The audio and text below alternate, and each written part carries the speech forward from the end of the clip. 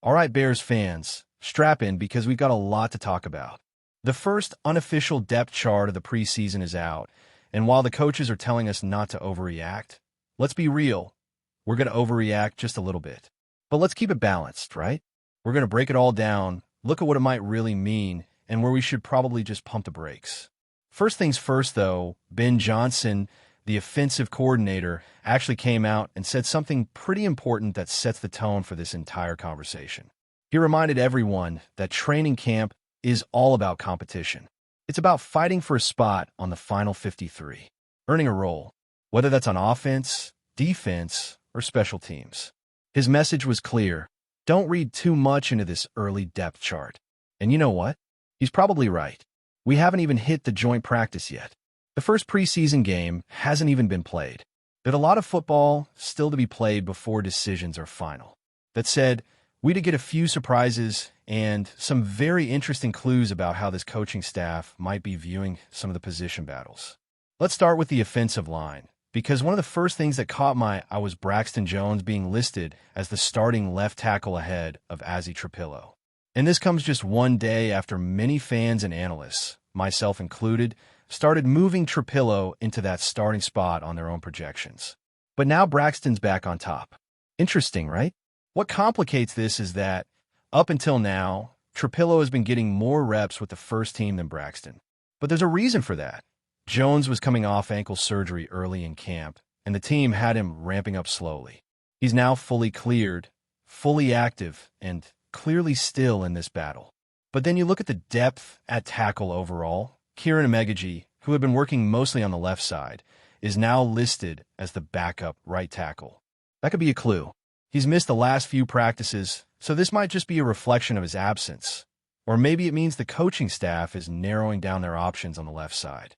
If that's the case, then it really is coming down to Braxton Jones and Azzi Trapillo, a classic veteran versus rookie scenario. And speaking of rookies, there's definitely a theme in this depth chart that suggests the Bears coaching staff is making them earn it. Almost across the board, first-year players are being listed behind veterans, even when the rookies have arguably outperformed them so far in camp. One of the most obvious examples of this is wide receiver Luther Burden III.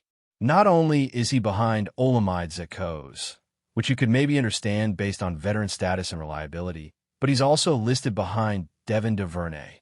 Now that raised some eyebrows. Because when you look at the practices, when you look at the flashes of talent, Luther Burden has looked every bit like the player fans were excited about when the Bears drafted him in the second round. Sure, he missed the first 4 practices, and DuVernay has had more time on the field, but let's be honest, based on performance and upside alone, Burden is the more dynamic weapon. Now, Ben Johnson did say that Burden is still playing catch-up mentally, and that makes sense. This offense is complex, and rookies often take time to fully settle in. But when he's been out there, he's made plays. The talent is obvious. That said, I actually don't mind Luther Burden being listed behind Zaccoz at this point. Zach's been consistent. He's a dependable route runner. You know what you're getting with him. And honestly, for a rookie like Burden, having to fight for that WR3 spot might be the best thing long-term. It keeps the fire lit. But again, DuVernay over Burden, that feels like a motivational tactic more than anything else. I wouldn't read into it too much. And when you look at the full wide receiver room, it's pretty deep. DJ Moore is WR1, no surprises there. Then you've got Romo, Duns, Zaccoz, DuVernay, Burden, and guys like Miles Boykin, Tyler Scott, and Samori Toure all battling for those final spots. Even J.P. Richardson caught my attention. He's been quietly outperforming several of the back-end receivers and could sneak onto the roster as WR6 or WR7, depending on how many they keep. Now, let's switch gears and talk about the cornerback competition. This one's been one of the more intense battles of camp, and the early depth chart reflects that. Tariq Stevenson is listed ahead of Deshaun Wright and Terrell Smith at that CB2 spot. Stevenson's been working with the ones consistently, especially with Jalen Johnson still sidelined due to that leg injury. But this competition is far from over. Deshaun Wright has been neck and neck with Stevenson, and honestly, both of them have traits that fit what this defense wants. Stevenson is feisty, physical, and plays with a chip on his shoulder. Coaches love that edge, that attitude. But it's also something they're working on managing. You want your corners confident, aggressive, but you also want discipline. No dumb penalties. No blown coverages. And that's the balancing act Stevenson is still working on. Now, Ben Johnson made an interesting comment about him. He said Stevenson is the kind of guy you want on your side. He talks a lot, he's intense, and that swagger is exactly what you want from a cornerback, as long as he can channel it the right way. And speaking of corners, there's a bit of a mystery surrounding Zay Frazier. Right now, he's listed as the fourth-string cornerback, and he's been out due to a personal matter. If you're just looking at numbers, the Bears usually keep around 5 or 6 corners on the active roster. And Frazier? Not currently in that top 6. So what happens here? Do they stash him on the NFI list to start the season and hold on to that roster spot? Or do they risk waiving him and try to bring him back on the practice squad? Remember, he was a 5th-round pick. They liked his talent. He flashed some things during spring. But he showed up to rookie camp, was around for maybe 1 or 2 practices, and then he was gone. No one's really sure what's going on there, and it's definitely a situation to monitor moving forward. Now, another battle that deserves some attention is the Sam linebacker spot. With Jack Sanborn gone this offseason, someone's got to step into that 3rd linebacker role behind Tremaine Edmonds and TJ Edwards. Right now, Noah Sewell seems to be leading that race. It's been a pretty quiet camp for the linebacker group overall, but Sewell has stood out in a good way. Back in OTAs, the buzz was that he had really transformed his body, looked faster, leaner, more explosive, and that's carried into training camp. He's been solid, and he's got the inside track to be that 3rd guy in base packages. But once again, we're seeing the rookies get buried on the depth chart a bit. Ian Abongbam is listed ahead of Ruben Hippolyte, despite Hippolyte having a strong spring. That feels like another case of the coaching staff wanting to push the younger players a little, make them earn it. Ian O is more of a special teams guy at this point, so I don't know if I fully buy that he's ahead of Hippolyte in the actual pecking order. But for now, that's how they're listed. Let's talk about the defensive line for a second, because this part of the depth chart definitely raised some questions. The Bears listed 5 starting defensive linemen, and not just in a throwaway way. They were actually labeled as starters. So you've got Montez Sweat and Deo Odiingbo at edge, and then Grady Jarrett, Jervin Dexter, and Andrew Billings at defensive tackle. Now, when I first saw this, my reaction was basically, what are we doing here? But then I remembered, Montez Sweat recently gave an interview where he said Dennis Allen has been mixing up the fronts, even experimenting with 5-man defensive lines. That starts to make a little more sense. We know this defense will primarily operate out of 4-man front, but the flexibility to go 5 down, especially in obvious run situations, is definitely something they're exploring. And when you look at those 5 names, that's a big, powerful group. Sweat and Odiingbo are large edge defenders. Jarrett, Dexter, and Billings all bring something different to the interior. So while I don't think this means they're switching to a base 5-man front, I do think it signals who they view as their top dogs up front. These are the 5 who will likely see the majority of snaps, in rotation or otherwise. Behind them, you've got Austin Booker and Dominique Robinson listed as the top edge backups, and then Taco Charlton and Daniel Hardy behind them. Now here's the deal. I still think the Bears need to add another edge rusher. It's been quiet around Dom Robb since the pads came on. Booker has flashed here and there, and that's encouraging. He's one of those rookies with raw talent and a lot of upside, but we need to see how he performs in joint practices and preseason games. If he pops, great. Maybe he secures a rotational role. But if not, then you have to look outside. There's still guys out there, players like Zadarius Smith or Jadeveon Clowney, who could bring some real juice to that edge group. If you want this defense to take the next step, having another impact pass rusher in the rotation could be the difference between being solid and being dangerous. And as far as the offense goes, a few other small notes from the depth chart that jumped out. Tyson Bagent is currently listed ahead of Case Keenum as the backup quarterback. That battle has been ongoing, and Bagent's had some moments, but we'll have to see how it shakes out in live reps. At running back, Kalmanengai is not only behind Roscoe Johnson, which is fair since they've been splitting reps with the twos, but also behind Travis Homer and Ian Wheeler. Now that just doesn't add up. Travis Homer isn't going to see a ton of snaps on offense. He's a special teamer. So this feels like another rookie's gotta earn it kind of deal. Same thing at tight end. Steven Carlson is listed ahead of Joel Wilson. Wilson was a standout in OTAs, but since the pads have gone on, we haven't heard much about him. Carlson's name has come up more, so maybe that's just a reflection of recent performance. And finally, on special teams, Devin DuVernay is listed as the primary returner for both kicks and punts. Unless someone really stands out in preseason, I think he's locked into a roster spot just based on that alone. Even if he ends up being the WR4 or WR5, his value in the return game makes him too important to cut. Josh Blackwell is listed as the backup returner, but DuVernay's role seems secure. Absolutely. Let's dive deeper into the Bears' preseason dynamics and what the latest depth chart hints at for the team moving forward. As we peel back the layers, it's clear the coaching staff is carefully balancing the need to develop young talent with maintaining a competitive edge for this season. The nuances in player positioning and snap distribution reveal much more than just who's ahead or behind on paper. They hint at the philosophies, priorities, and strategic intentions of this Bears roster. One of the ongoing narratives revolves around the quarterback competition. While Justin Fields remains the unquestioned starter, the battle behind him continues to intrigue. Tyson Bagent's position as the listed backup over Case Keenum surprised a few observers given Keenum's experience and past reliability. Yet, this could signal a shift towards embracing the future, leaning into Bagent's athleticism and potential upside. Keenum is still a steady presence, known for his veteran savvy and locker room leadership, but the coaches may be signaling a desire to see what Bagent can offer in live scenarios, potentially preparing him for a more prominent role in the future. It's a subtle nod to the balance between immediate competitiveness and long-term planning. The preseason games will be crucial for both QBs to showcase command of the offense and decision-making under pressure, with the coaches looking closely for consistency, composure, and chemistry with the first-team offense. At running back, the depth chart presents a curious picture. Roscoe Johnson is firmly positioned as the lead back in the second unit. But what's really striking is the placement of other backs like Travis Homer and Ian Wheeler ahead of rookies such as Kalman Nangai.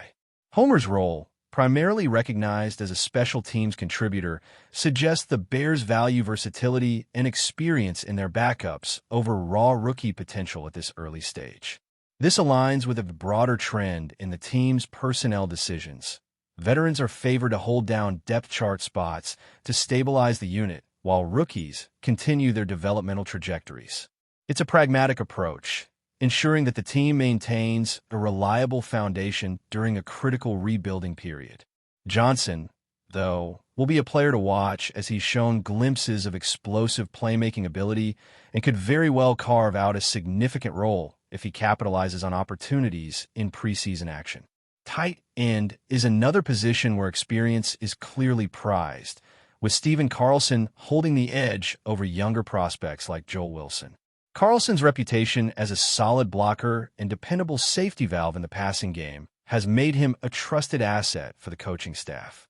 In contrast, Wilson, despite showing promise during OTAs, appears to be working through the learning curve now that pads are on and competition intensifies.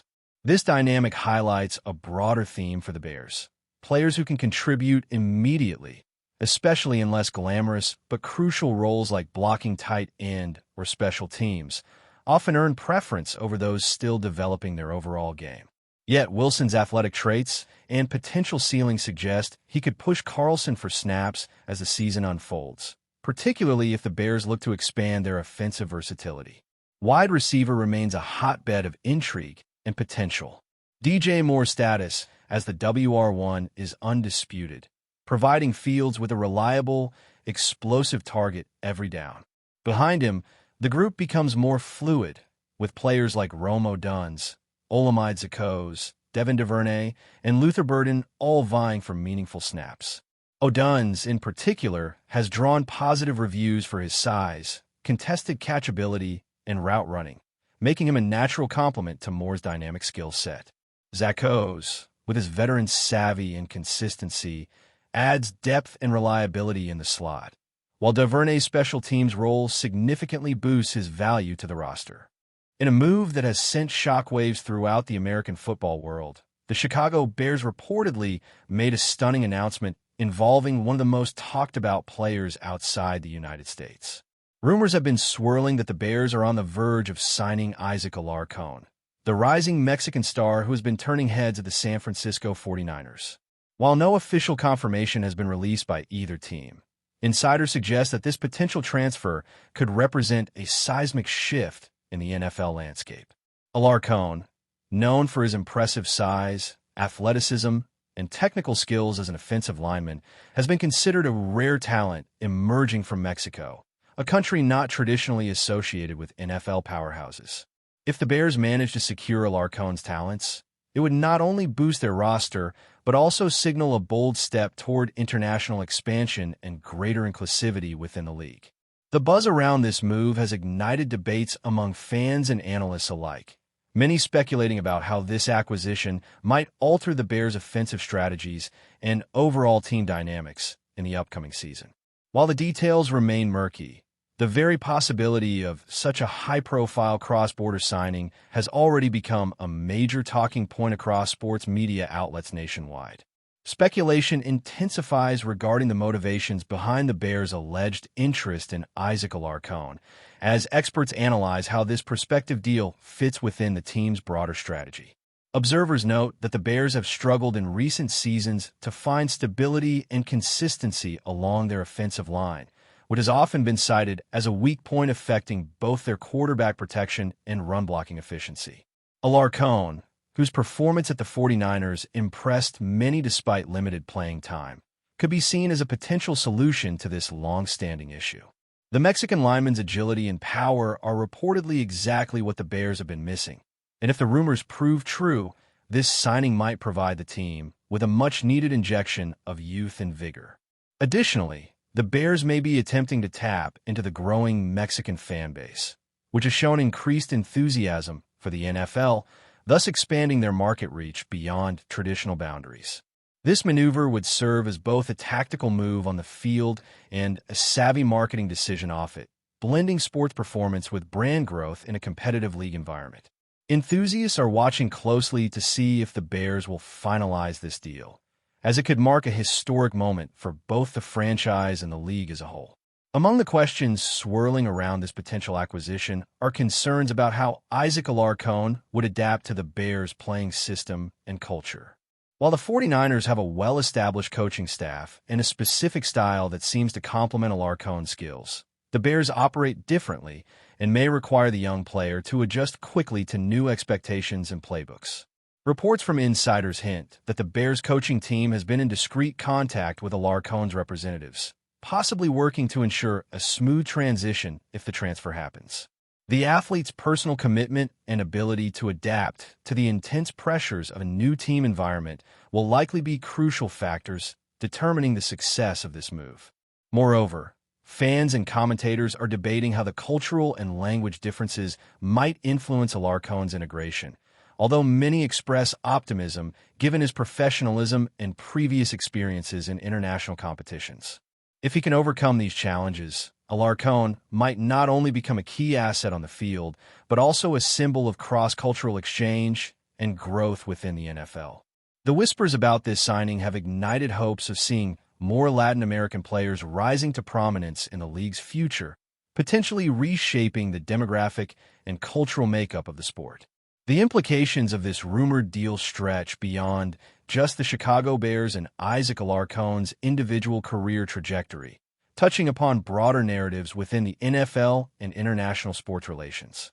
Analysts are pondering whether this signing could open doors for a greater influx of talent from Mexico and other Latin American countries, traditionally underrepresented in professional American football. ALARCÓN's potential move to the Bears could act as a catalyst, encouraging scouts and teams to intensify their search for promising athletes across borders, especially as the NFL seeks to globalize its appeal. Furthermore, the presence of a Mexican star in a high-profile team like the Bears might inspire younger generations in Mexico and Latino communities across the U.S., fostering increased participation and interest in the sport. The strategic implications also extend to sponsorships, broadcast rights, and merchandise sales, where bilingual and multicultural marketing campaigns might flourish if this rumor comes to fruition.